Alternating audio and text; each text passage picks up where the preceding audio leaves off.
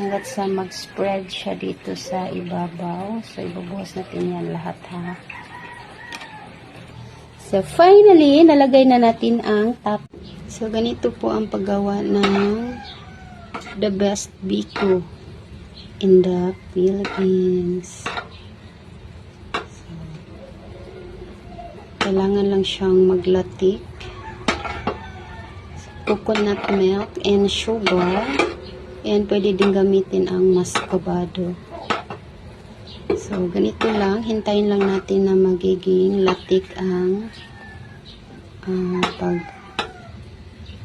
pagkaganito sa milk.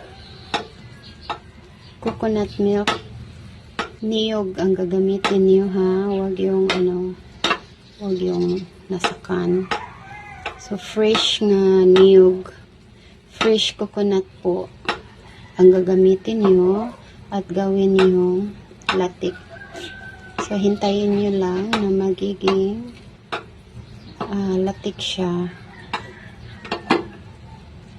Tapos itong kanin na malagkit, yan ang rice na malagkit, linuluto natin yan, parang kanin lang din ang pagluluto niyan. Tapos ilalagay muna natin dito, parang maghintay natin na maging latik yung coconut milk. So, ito naman ang cacao bar. So, cacao chocolate. Ito ang pure na cacao chocolate. So, yan. Habang kumukulo yan, ilalagay natin ang peanuts. So, ilalagay natin ang peanuts. Pagkatapos ng peanuts, ay ilalagay naman natin yung sinaing natin kanina na sticky rice.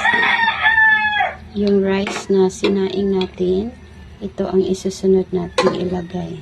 Yan, dahan-dahan nating ilagay ang sticky rice natin. Kasama itong nuts.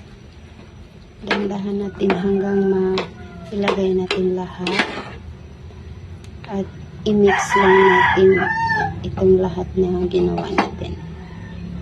So, ganyan lang. Pagkatapos natin mailagay lahat ng sticky rice, so, i-mix lang natin hanggang mag-well combine po ang nasa lahat ng ingredients na linagay natin, katulad ng rice, sticky rice, peanuts, at meron na din tayong ninalagay dito na ginger, loya, at saka yung coconut milk na ginawa natin latik. So, ganyan. Mix lang natin mabuti hanggang mag-sticky na siya, at tapos na yung ginagawa natin. Next naman natin gawin ang toppings. Yung toppings, ang paggawa ng toppings ay yung latik, tapos lagyan din natin ng chocolates. Yung chocolates na gagamitin natin is pure na cacao, yung ginagamit natin. Parang masarap talaga yung ating sticky rice. So, ganito lang ang paggawa na napakasarap na biko. So, ayan. So, ayan na yung pinakita ko sa inyo kanina na chocolate bar. So, chocolate bar na cacao. So, tutunawin po natin siya sa latik. Kasama ang latik. Yan ang gagawin nating toppings. So, yan ang ilalagay natin pagkaluto. Ilalagay natin yan sa toppings ng ating hinahanda na sticky rice. Dito naman ay naihanda na nating ilagay sa lagayan ang ating sticky rice. Hihintayin na lang nating matapos ang toppings na ating ilalagay mamaya.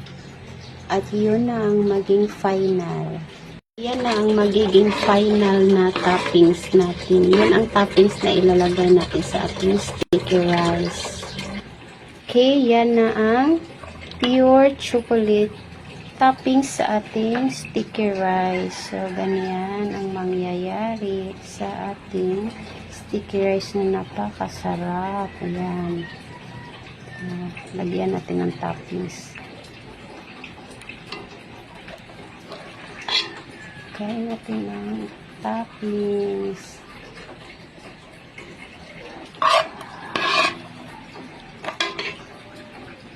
Ayan, ilagay natin ang toppings.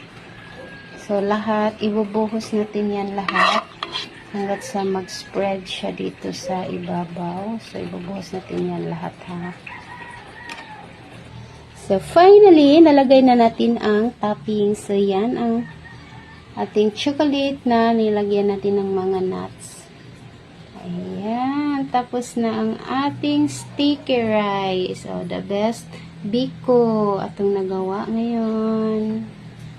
Ayan. Enjoy eating!